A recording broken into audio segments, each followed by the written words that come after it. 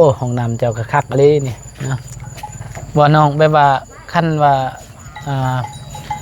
มีอีกทุบๆต่ออีกเฮือนเจ้านี่ก็เจ้าสิมางเฮือนนี่แล้วก็ตั้งบนเก่าบ่โอ้มีแต่ตัวนี้เนาะดินเนาะเลยเนาะคิดว่าอยู่ลมยุ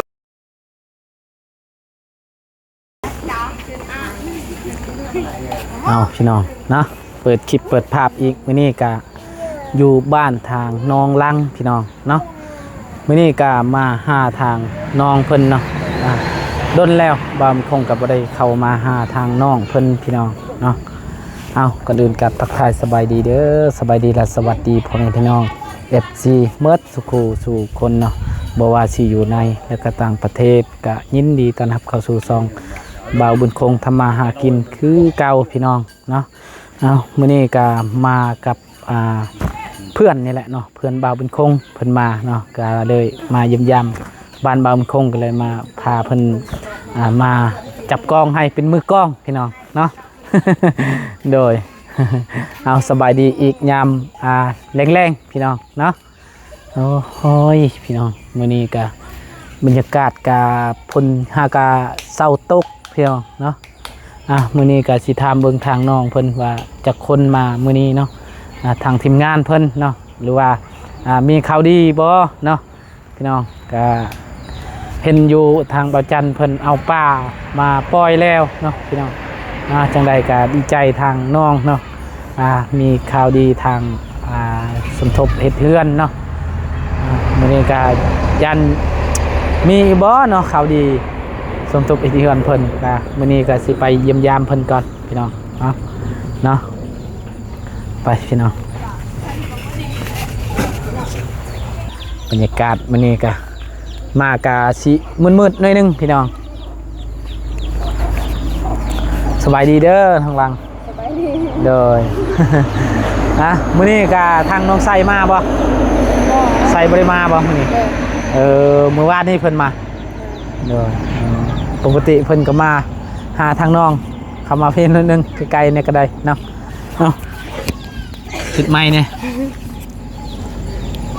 รู้กันจะคนทีมงานเข้ามาน้องมื้อนี้ไปเลี้ยงงัวอีบ่มื้อนี้บ่ได้เลี้ยงเนาะเด้อไผเลี้ยงงัวมื้อนี้แม่โอ้โหน้องแม่เพิ่นสบายดีโดยเป็นได้เว้าเรื่องภาษากะมุมายังเฮียนมื้อนั้นได้บ่เป็นบ่บ่ได้จักลืมตลอดบ่เห็นเพิ่นเว้าโอ้ยหัวแท้หัวว่าจ้องเพิ่นแม่ลูกเพิ่นโอ้พี่น้องเนาะเรียนภาษาทางน้องมีนาเป็นอยู่บ่เป็นนั่นได้กินข้าวบูแล้วลืมเลยน่าลืมแล้วนั่นได้เอือ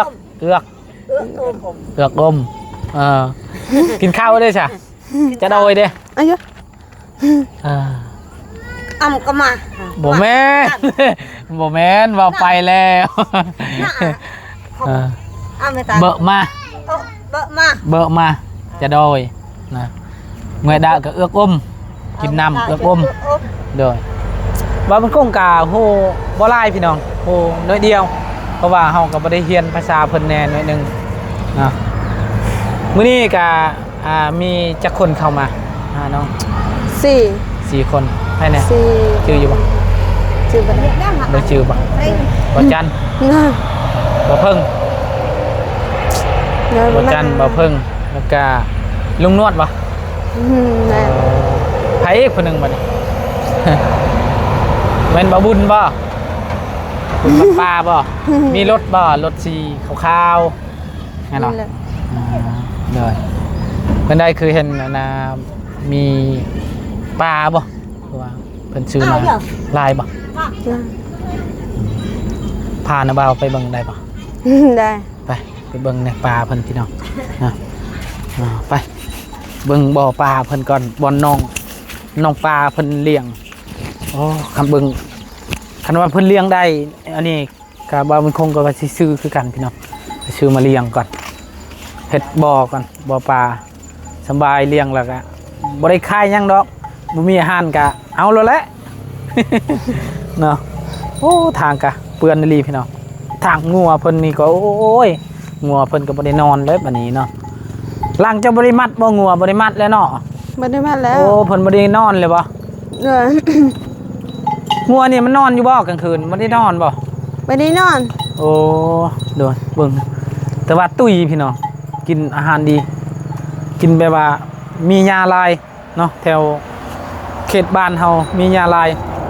ก็เลยตุ้ยงัวแต่ว่าเสียดายแต่ว่ามันมีคือต้มลายเนาะคันว่ากอให้เพิ่นนี่ก็โอ้คักอะลีกอใส่กอแล้วก็เฮ็ดเฮือนเนาะเฮ็ดเฮือนมุงให้เพิ่นโอ้คักเนาะโอ้มันกินอยู่บ่กินอยู่บ่ฮวาน กินอยู่ โอ้คักเลยพี่น้องนี่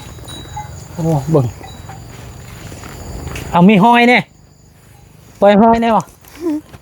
ด้วยไปให้ โอ้นี่พี่น้อง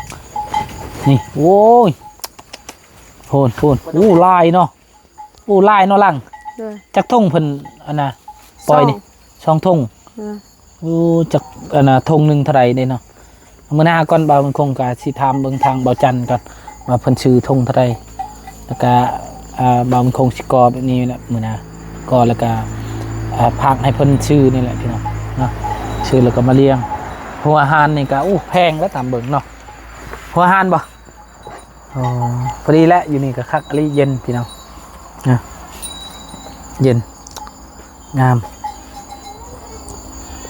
บ่ตายแล้วแบบนี้คักเพราะว่าดนเลยเด้แช่น้ำปะดนแล้วก็บ่ตาย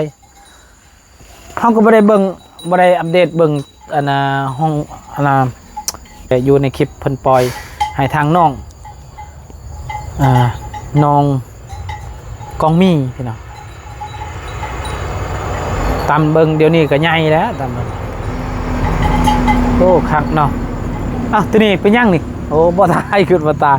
มีบ่ตัวตายบ่ได้ตายเลยบ่ ตายอยู่สอง ตายสักโตสองโอ้ใครแน่มื้อนี้บ่เราไปอันนั้นหรือว่าแต่เมื่อวานนี่ เมื่อวาน โดยกินข้าวเลย กินแล้ว กินอาหารเพลอ ว่าภาษาไทยนี่นะ กินอาหารเพลอมีกินอาหารมีบ่ เป็นอาหารปลา ปลาบ่ ด้วย ปลามาที่ใช่ซอน บ่จันซื้อมาให้ ปลาเนี่ยง ปลาละกันเนื้อ ปลาดุกหรือว่าปลานิ่นปลาดุก ปลาทู ปลาทูปลาทะเลเนาะ ปลาทะเลแล้วปลาทู อ้าวแถวเฮาบ่มีเด้ปลาทูมีแต่ปลาทะเลนี่แหละเนาะเพราะว่าปลาทูนี่ก็แม่นปลาทะเลพี่น้องเนาะ เห็นนั้นได้กิน กิน ปิ้งว่านั่นนะ แม่น คือว่าเห็นมีข่าวดีบ่ โชคใหญ่บ่เพิ่นให้ชื่อหยังก็ทางลุงนวดเพิ่นให้ชื่อหยังก็ ให้ซื้อเสื้อผ้า ซื้อเสื้อผ้าโอ้โดยไปเห็นทางน้องเพิ่นก็ไปเลี้ยงงัวตลอดพี่น้องก็มีนุ่งเสื้อมีแต่เสื้อเก่าเนาะก็เลยทางผู้ใหญ่เพิ่นเห็นเอ็นดูทางน้องก็เลยพากให้ทางลุงนวดเนาะทางผู้ใหญ่ทางลุงนวดนะอ๋อครับแถวทำนี้ก็คักอีพี่น้องเย็นปลูกกล้วยก็คักแล้วก็มีบ่อปลาอีกโอ้สุดเท่านั้นแหละเนาะมีเฮือนมื้อนานี่ก็โอ้คักแล้วเนาะ สิได้นอนเฮือนงามๆ เด้อ เฮือนเก่านี่ก็โอ้ยเนาะนอนกลางคืนเวลาฝนตกก็เปียกหมดเนาะ เด้อ จังได๋เจ้าก็นอนอยู่เฮือนเจ้าบ่ เด้อนั่น เด้อแต่เก่าทางทีมงานเข้ามาคือว่าน้องบ่ได้เป็นปานใดเนาะว้าวเนาะแต่ยังน้อยแน่เนาะ เดี๋ยวนี้เพิ่นกะเคินพี่น้องนะแบบว่าเคินแน่เนาะก็คือว่าแหละหาก็เข้ากล้องใหม่ๆก็เคินแน่คือว่าคันว่าน้องใส่แบบเพิ่นมาตลอดแล้วเพิ่นแนะนำตลอดเลยเพิ่นก็บ่ปานใดแล้วเนาะเพราะว่าก็คือทางน้องแรกๆเนาะก็ทางน้องปุนาเนาะทางน้องใส่เพิ่นมาแล้วก็แบบว่าทางน้องนำแบบว่าน้องใส่มาแล้วก็เรื่องบัดนี้เรื่องกองทางน้องนำก็คือกันแหละเพิ่นก็เคินแน่พี่น้องเรื่องแบบว่าเว้าเรื่องอย่างนี้แต่ว่าโดนไปก็เรื่องบัดนี้เจ้าก็คือเดียวบัดเรื่องไปมื้อนานี่โอ้ยเจ้าจ จนว่าทีมงานเข้ามาเจ้าก็คิดฮอดอีกบัดนี้เพิ่นบ่ได้มาอีหลีเด้เฮาก็คือกันคันว่าทีมงานบ่ได้เข้ามาค่อยน้ำตาไหลพี่น้องเห็นดนแบบว่าตอนนั้นทางบาวลี่แล้วก็ทางบ่าวยาวเพิ่นเข้ามาดนเฮาก็เข้ามาเทื่อนึงเพราะเฮาจนให้น้ำตามันไหลเองเพราะว่าเฮาคิดว่าแต่เก่าว่าทางทีมงานเพิ่นเข้ามาตลอดเอากะม่วนเนาะเพิ่นถึงว่าเพิ่นบ่ได้มีเครื่องภาคเครื่องตอนหยังแต่ว่าเฮาดีใจเพิ่นมาก็ได้ลมได้ม่วนนํเพิ่นแต่ว่าดนเพิ่นมาเทื่อนึงแล้วก็เฮาก็โอ้คิดฮอดพี่น้องคิดว่าโอ้เขาเจ้าลืมแล้วบ่เฮานะแต่ว่าเดี๋ยวนี้เฮาก็เพิ่นก็บ่ได้เข้ามาอยู่เฮือนแต่ว่าเฮ็ดคลิปเฮ็ดหยังก็เฮ็ดนํกันเนาะก็ดีอกดีใจทางทีมงานเพิ่นเนาะก็สดซอยบ่าวบุญคงนี่แหละเนาะจนได้ฮอดมื้อนี้เนาะพี่น้องก็ได้ตั้ง YouTube แน่ทางเพิ่นทางอาจารย์ลาวเพิ่นแนะนำให้ตั้ง YouTube แล้วก็ เดี๋ยวนี้ก็เพิ่นก็ ตั้งให้ทางน้องไส้อีก YouTube เนาะได้ก็ขอบคุณทางอาจารย์เพิ่นหลายๆเนาะ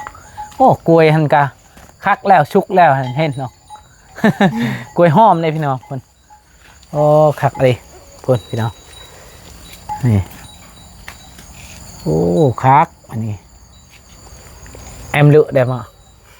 em lựa đây chả priệt đây em đây priệt này đây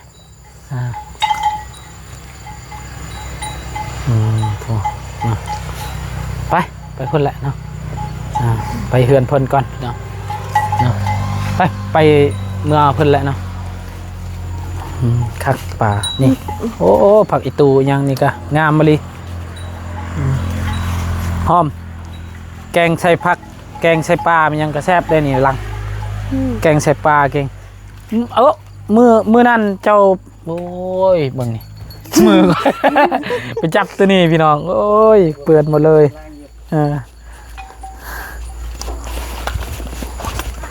ได้บ่ปลามือนั่นไปช้อนได้อยู่พอกินจะคนไปช้อนมื้อเนี่ย3 คนภายในไปแม่นะฮะแม่ยังแม่หัวยองเด้อกับเอ้ยแล้วกับเอ้ยลาวไผเอ้ยลาวตัวนี้บ่เอ้ยเราต้องเอาผัวแล้วกุ้มซื้อกุ้มกับลูกลาวแล้ววะเขาว่าเอ้ยอีกเอากันหน่อยคิดว่าไผว่าเอ้ยลาวเอ้ยหัวยองเอ้ยหัวยองแม่นแหละเนาะเพิ่นเอาผัวอยู่ไสเอ้ยลาวเขาลืมแล้วจากบ้านหยังบ่แม่นบ้านกะลกบ่บ้านหยังเพิ่นเอาผัวยาแล้วบ่โหแล้วก็แล้วไปเนาะลุมหันบ่แม่นบ่ดินสิเจ้าบ่แม่นเนาะ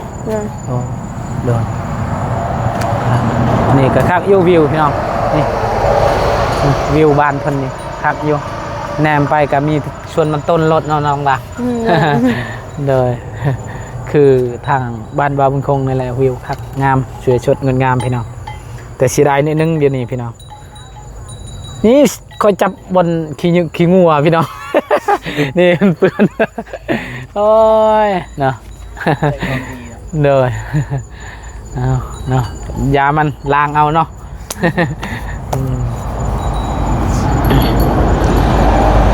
นี่ก็มาคำเนี่ยเนาะหลังจากมาแต่ซื้อผักญาติให้ทางครอบครัวน้องครอบครัวทางไอ้ลังอันนี้ก็น้องลังนั่นก็ไอ้ลังลังพี่น้องนั่นก็ชื่อไอ้ลังอันนี้ก็น้องลังเนาะโดยนั่นก็แม่นไอ้ลังอันนี้น้องลังพี่น้องนะชื่อให้เพิ่นฝากกระจาดแล้วก็โอ้เฮาก็ดีใจทางผู้ใหญ่เพิ่นเมตตาเห็นและสงสารครอบครัวทางน้องทางอ้ายลังเพิ่นเนาะเพิ่นก็บ่ได้มีปานใดเนาะก็หาข้าวหาเช้ากินค่ำนี่แหละพี่น้องเนาะบูสู่ซนเพิ่นก็ผู้เดียวเพิ่นนี่หาเงินหาค่ำทางลูกเพิ่นก็เมียเพิ่นก็หาเฮ็ดให้เฮ็ดหน้าเนาะโอ้ตัวนี้บ่ตายบ่เจ้าบ่แน่นมันบ่ตายมีแต่เมียง หมักบวบเนาะยังบ่ได้เป็นมากเนาะยามนี้เนาะ เลย ผักผลไม้เพิ่นปลูกบ่แม่นผลไม้ผักเนาะ หลายอย่างพี่น้องเนาะผักคะมีชงภาษาผักคะกับผักเนาเนาะ แต่บ่เห็นเอาไปขังเน่า โดยอันนี้เห็นแต่อันนั้นแหละกันเห็นแต่ยอดมักบวบพี่น้องเนาะ ซึ่งใกล้ๆสิเห็น เป็นอะไรอันน่ะทางทีมงานเข้ามาดีใจป่ะ ดีใจ เด้อแต่ว่ามันเคินๆนิดนึงเจ้า พี่น้องเนาะ คือทางน้องมีหน้าแล้วน้องไซมาโอ้เพิ่นก็ทึกใจแล้วบัดนี้เนาะแปลว่าคนกันเองเนาะนางเนาะ เลย แปลว่าคนน้อยสำคัญนี่พี่น้องเนาะแต่ว่าเพิ่นให้เบิ่งคลิปตัวเองบ่อยากเบิ่งนี่ได้เพิ่นพี่น้อง เพิ่นว่าโอ๊ยบ่นะเฮาบ่อยากเบิ่งหน้าคลิปตัวเองนะอ้าวบ่เป็นไปแล้วทางน้องลังเพิ่นเนาะเพิ่นอายเว้าแล้วก็ เห็นคลิปตัวเองละอายพี่น้อง ปกติทางน้องเนาะ เวลาแย่งเว้นได้เจ็ดอะไร โดยก็ทางน้องเพิ่นก็ใหญ่แล้วซ้ำน้องไซแต่ว่าอายุเพิ่นก็ซ้ำน้องไซแต่ว่าน้องไซใหญ่นิดนึงเพิ่นก็โตน้อยเนาะนางเนาะมีแต่เลี้ยงงัวสาวเลี้ยงงัวนี่แหละพี่น้องสาวน้อยเลี้ยงงัวสาวลั่งเลี้ยงงัวเนาะเพิ่นก็โอ้ดุมันพี่น้องบ่ได้อยู่บางเทื่อก็แม่เพิ่นก็ไปเลี้ยงงัวบางเทื่อก็เพิ่นเลี้ยงงัวเนาะเพราะว่าเพิ่นก็ไปเลี้ยงงัวผู้มื้อตอนนั้นเนาะฝนตกฝนยังก็ฝนตกตอนนั้นก็เอากระจองนั่นแหละเนาะ เอากัน บ่ จ้ะ มีกระตุกน้ำพุ่นน่ะ แล้ว บ่ตอนนั้น ตอนนั้น ตอนเฮาไปตอนนั้นโอ้ยว่าเพิ่นกินน้ำห้วยนั่นแหละอยู่น้ำก็กินน้ำห้วยเนาะก็คือไปดูสงสารแล้วก็พ่อใหญ่เพิ่นทางเบาจันทร์เพิ่นซื้อเนาะก็บ่จันเนาะซื้อเนาะ เลย แล้วก็มีโชคใหญ่อีกวันนี้ มีโชคใหญ่อยู่กระตุกน้ำพี่น้องถ้าได้ก็เงินก้อนหนึ่งใบบ่อันน่ะ20บ่หรือว่า10ปลายบ่ตอนนั้นชื่ออยู่บ่ อันนั้นเหรอ โดย 6 ล้าน 6 ล้าน ห้า โอ้6 ล้าน5เนาะเพิ่นชื่ออยู่พี่น้อง ไทยเนาะ โดยพอดีเพิ่นในกระตุกน้ำเนาะ เด้อ เป็นหยังเจ้าคือบ่เอา บ้าแล้วตกใจซื่อ บ่ ๆเด้อ เคยจับอยู่บ่เงินทำนั้น บ่เคย บ่เคยเนาะ เด้อ มีแต่อันน่ะได้ก็มีแต่100,000เนาะไปหารับจ้างทั้งน้องเพิ่นก็รับจ้างพี่น้องรับจ้างจีนตอนนั้นเนาะวันหนึงเท่าไหร่ก็รับจ้างตอนนั้น50เนาะตอนนั้นพี่กายนี่50พี่กายนี่ปีนี้แสนปลายทั้งน้องเพิ่นก็เฮ็ดเวียกแต่ยังน้อยพี่น้องสู่ชนกับครอบครัวน้องกับประมาณนี้แหละเพิ่นก็ทางพ่อเพิ่นก็เฮ็ดเวียกตลอดตอนนั้นพี่น้องก็บ่คือเดี๋ยวนี้เพิ่นก็เจ็บเนาะ เด้อ เพิ่นเจ็บในกระโตนี่แหละเพิ่นตอนนั้นเพิ่นก็มาตำก็เฮ็ดเวียกคู่มือเฮ็ดเวียกอันน่ะรับจ้างจีนนี่แหละรับจ้างแบบว่ารับเมาเนาะพอเจ้าเคยไปเนาะ เด้อ รับเมาแล้วก็เดี๋ยวนี้เพิ่นก็เจ็บในกระโตก็เลยพักพรแล้วก็ให้ลูกอีกลูกชายเพิ่นละเดี๋ยวนี้พี่น้องเนาะทางอายเจ้าเนาะ เด้อ เฮ็ดเวียกหยังแล้วนี่ เฮ็ดเวียกก็สร้างแล้วประมาณนั้นนะเฮ็ด ก่อสร้างก่อสร้างอยู่บันดุงหั่น เด้อ เดี๋ยวนั่นแหละพี่น้องก็หาเงินซื้อข้าวซื้อน้ำให้เลี้ยงครอบครัวนี่เพราะว่าแม่เพิ่นกับน้องลังเพิ่นก็ขายหน่อไม้พอได้เกลือปิงนัวกินเนาะพออยู่พอกินเกลือปิงนัวนี่แหละเนาะก็ข้าวนำก็มีแต่อายเพิ่นละน้องลัง เด้อ ตอนนั้นก็เถอะมื้อนี้คือว่าเห็นทางลุงนวดบ่นะ เด้อนั่นท่านนู่น เออ เขาบอกว่าไปชวนกินหมูกระทะเขาบอกว่านะ โอ้เพิ่นไปชวนกินหมูกระทะจะบ่เคยกินบ่ บ่เคย เคยเนาะจักเป็นแบบใดกับหมูกระทะเนาะ เด้อ เคยเห็นอยู่บ่ บ่เคย ไม่ยังเจ้าเคยกิน กินแต่อาหารที่แบบธรรมชาตินะ อ๋อแบบคือน้องใหม่ หน่อไม้แหละหาปลากินโชว์ครอบครัวเนาะ เลย บ่เคยออกแบบว่าไปหากินบนที่แบบว่าอยู่หานอยู่หยังเนาะ เลย บ่เคยกินเนาะอยู่ โอ หา เคน อ๋อดีแล้วเพิ่นชวน มื้อใดเพิ่นชวนไปกินหรือว่าเพิ่นสิชื่อกินอยู่เฮือนบ่ จังเลยก็ว่าไปซื้อไปกินญี่ปุ่น เออ มื้ออื่นนะ อ๋อก็ไปแหละ ดีแหละเพราะว่าเปิดหูเปิดตาเนี่ยพี่น้องเนาะ เสียสละให้แม่ เพราะว่าทางน้องเพิ่นก็บ่ได้เคยเข้าในเมืองครับเว้าจริงๆ เพราะว่าทางน้องเพิ่นก็บ่ได้เคยไปเนาะเคยอยู่บ่ไปแบบอยู่เมืองใหญ่มันยัง บ่เคย บ่เคยเนาะเสยโปนไปแล้วบ่ ไปแล้ว เสยโปนไปแล้วพี่น้องแต่ว่าทางซิโนสวรรค์นี่เพิ่นก็บ่ได้เคยไปเนาะ เลย อืมอยู่ชายแดนก็เคยไปบ่ บ่เค เค ย ยพี่น้องเนาะก็อยู่เวียดก็แห้งบ่เคยไปเนาะ เลย เด้อ คิดว่าเคยไปให้เบาภาษาเวียดลอง เด้อนะนี่ก็มากับหมู่เนาะโดยสบายดีเนาะเพิ่นก็เป็นหมู่สนิทกับบ่าวบุญคงนี่แหละพี่น้องเพิ่นก็ มีหยังก็ซอยกันเนาะยามจะเป็นคือบ่าวบุญคงคือกันพี่น้องยามเพิ่นจำเป็นเฮาก็ต้องได้พึ่งพากันถึงเพิ่นสิตอนนั้นบ่าวบุญคงก็เฮ็ดเวียกนำเพิ่นนี่แหละเฮ็ดเวียกเก็บกู้แต่ว่าเดี๋ยวนี้เพิ่นบ่าวบุญคงก็ออกแล้วเพิ่นก็ยังเฮ็ดอยู่เฮ็ดเวียกเก็บกู้อยู่เนาะ แต่ว่าเพิ่นอยู่เมืองนอกเพิ่นพี่น้อง เมื่อวานนี้เพิ่นก็โทรหาบ่าวบุญคงว่ามารับเฮาแน่เชียวอยู่เมืองนอกว่ะบ่มีรถเมื่อบ่าวบุญคงก็แล่นไปอีกเพิ่นเมื่อวานนี้เพิ่นเงินแล้วก็แล่นไปรับเพิ่นอีกฝนตกนี่ก็โอ้ยหมดมือวานนี้เนาะเชียว เดี๋ยวเอาเนาะพี่น้องก็สิเอามีให้น้องก่อนไป เอามีให้ทางน้องลังก่อนพี่น้องให้เพิ่นกิน เฮาก็บ่มีหยังเด้อลังเฮามาลินอันนั้นมาเยี่ยมยามซื่อๆเนาะ เพราะว่าโดนแล้วเฮาก็บ่ได้เข้ามาหาทางน้องลังพี่น้องเอามีให้ทางน้องลังก่อนโอ้ลูกโนดเพิ่นเนาะผู้เรียบร้อยรถเพิ่น เอาไปยู่ซอยเพิ่นโอ้ อุดโอ้โหเส้นทางกะพี่น้องโคตรอีหลียากโอ้ เส้นทางนี่เนาะไปใช้บ่ได้เลยพี่น้องเพราะว่าใครแต่ว่ามันใกล้ๆกับติดทางแต่ว่าคันว่าเข้าใกล้อีหลีกะโอ้ยเนาะสบายดีลุงโดยสบายดีเนาะเถอะโอ้มีของผักของตอนได้เพิ่นวันนี้เนาะมีย่างเด้นี่โอ้บ่แม่นนกมีนี่ค่อยเบิ่งนี่เบิ่งคักแล้วบ่แม่นนกมีนี่ บ่คือดอก โดยบ่คือดอกมีนี่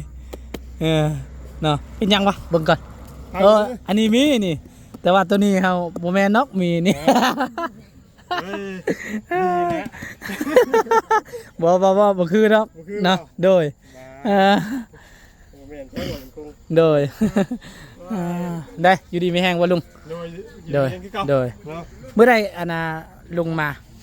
โดนแหละโดยชี้มือในเราโดยมาถึงด้วยนี่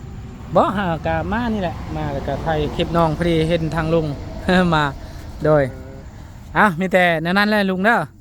โดยอันนั้นพี่ไปไหน กลับแล้ววันนี้ กลับเลย โดย โดยสบายดีนะเพิ่นกาโอ้กินมีตลอดใช่หน่อไม้มืดเลยเพราะว่าชื่อซอยหน่อไม้นี่มืออื่นนี่บ่โอเคมืออื่นเด้อ ขอบใจเด้อ เอาชื่อซอยเด้อมืออื่นเด้อชื่อซอยหน่อไม้ก่อนพี่น้องเพราะว่าเฮาก็ชื่อซอยเนี่ยก็จะกินแน่พี่น้อง เฮาก็บ่มีเวลาไปหาหน่อไม้แน่พี่น้องพี่น้องเนาะก็สำหรับคลิปนี้บ่าวมุงคงกับสิคอจบคลิปปิดคลิปไว้เพียงสำนี้ก่อนพ่อแม่พี่น้อง FC เนาะคำมืดตาแล้วพี่น้องให้น้องพักผ่อนกินข้าวกินน้ำเนาะเอาสบายดีเด้อเนาะ สบายดี